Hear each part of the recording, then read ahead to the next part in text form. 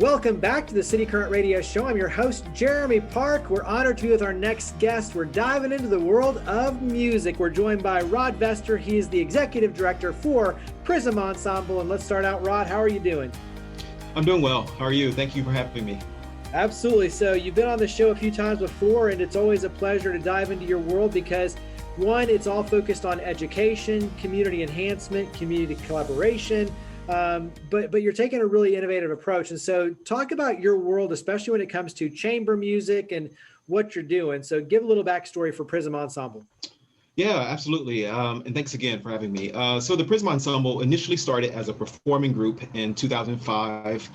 In 2009, we began to move more towards education, and we launched the PRIZM Music Camp and International Chamber Music Festival, which is happening this month. And so that festival brings a diverse faculty from all around the world for students to work with here in the city. This year, it looks much different, of course. But so we started that program, and so we are, 12 years into that program now. And then 2013, the organization began working in schools alongside music educators, and in some cases, being the sole music program at the school.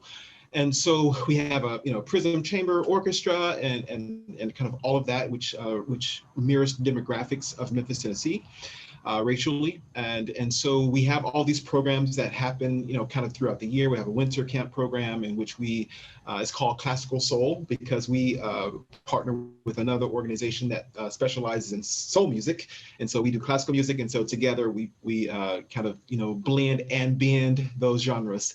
And so that's kind of just an overview of the organization.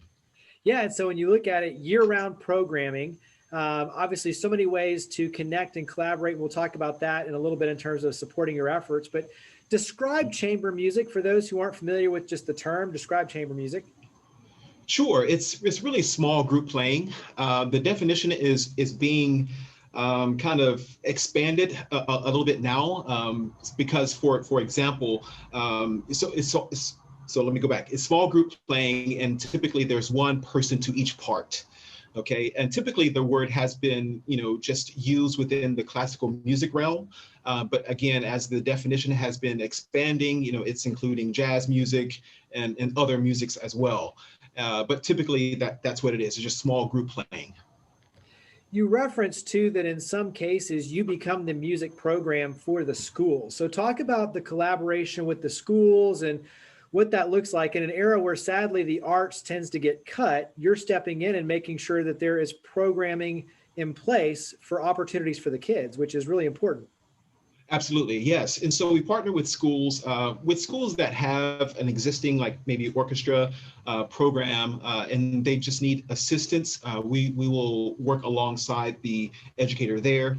And so that's what that looks like. In schools that do not have a program, we do become the advocate for music, because music and the arts is so important. I mean, I would not be who I am and be able to do what I do if it wasn't for music.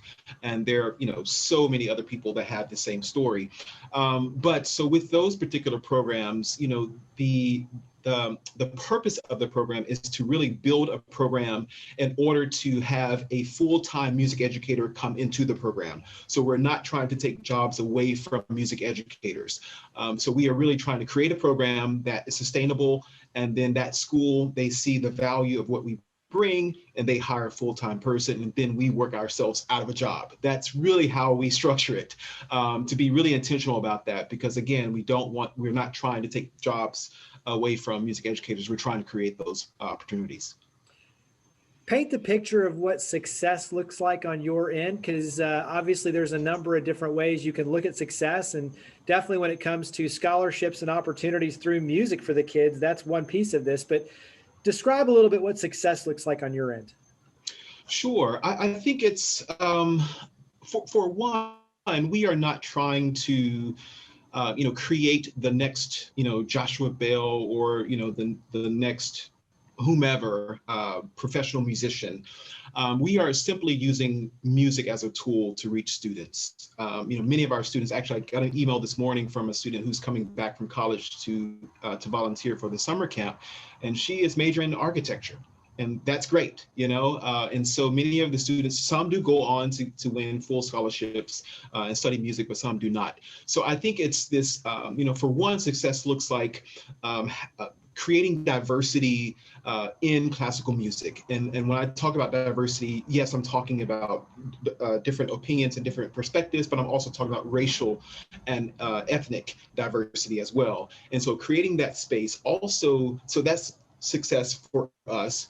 And also having opportunities. We have a lot of opportunities for students to get involved, but also having access to those opportunities. So we provide need-based scholarships to all of our programs. All of our in-school programs are completely free, but any of our programs outside of school, we offer need-based scholarships. And then we offer transportation to our programming. And so diversity, the opportunity to get more students involved who may not have access to these programs. So for us, that's what success really looks like. Yeah. Talk about the pandemic, because you made a hard decision during the pandemic and things are starting to shift now in a good way. So talk about the pandemic and where you are today. Sure, yes. So we decided the hardest decision was to cancel our summer camp and music festival last year. That is our biggest program, that brings hundreds of students to the program. But also, with it being our biggest program, it's also fiscally, our fundraising is all around the camp. So that was the toughest decision, not, from a financial perspective as well as a programmatic perspective. And so we began to just kind of cease operations in a way. So I say in a way because the organization kind of hibernated, but me representing the organization and teaching others and even launching a music technology course. I started teaching music technology for beginners early on in the pandemic. And for a year, I taught that and started with about 8 students and ended with over 100 students taking that course, because one thing that we saw is that, musicians just did not know how to navigate, technology in a sense. And I had just taught music technology in the spring at the University of Mississippi. I started doing that type of work for students. And as we move into, this year, what I've began to do, we have some virtual programming that we have began to implement this summer as a result of seeing kind of all the needs that students were struggling with during this entire time. When you look at some of those lessons, and obviously the virtual piece of this is a huge advantage moving forward, what are 1 or 2 things that you've learned through this process that you think ultimately is going to make PRIZM Ensemble stronger for the future? Sure. I think so. We are launching a course called Music and Activism and Social Justice, and that has been something that we've always done, but we really haven't formalized it into like a course. And so I see that as being something that we will continue, because so many students and just people in general are wanting to know, especially musicians are wanting to know, like, how can I use music to enact change in some type of way, positive change. And so, we're moving into that direction as far as virtual programming, teaching students how to do this. How can you be an activist in that way? And, with everything that we experienced, this summer, this racial reckoning and kind of, all things, we see that moving forward. And also the technology piece that we're teaching, even, how to record on social media, like, how to set up your camera, how to use lighting, how to use the best settings on Zoom, if you want to, do some type of music production. So we're teaching that this summer. And so those 2 pieces for sure, I see that as, continuing, as far as the virtual programming.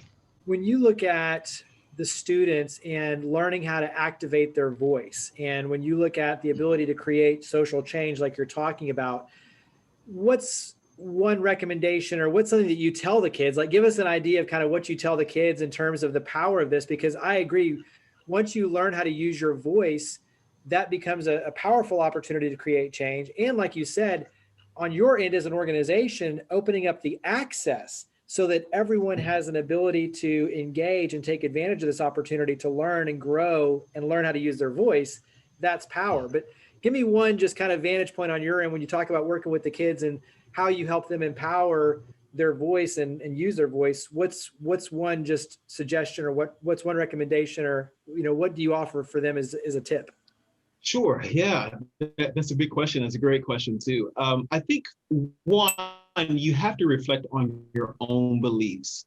I think, when we think about promoting, activism and promoting equity, you have to do a lot of self-reflection first.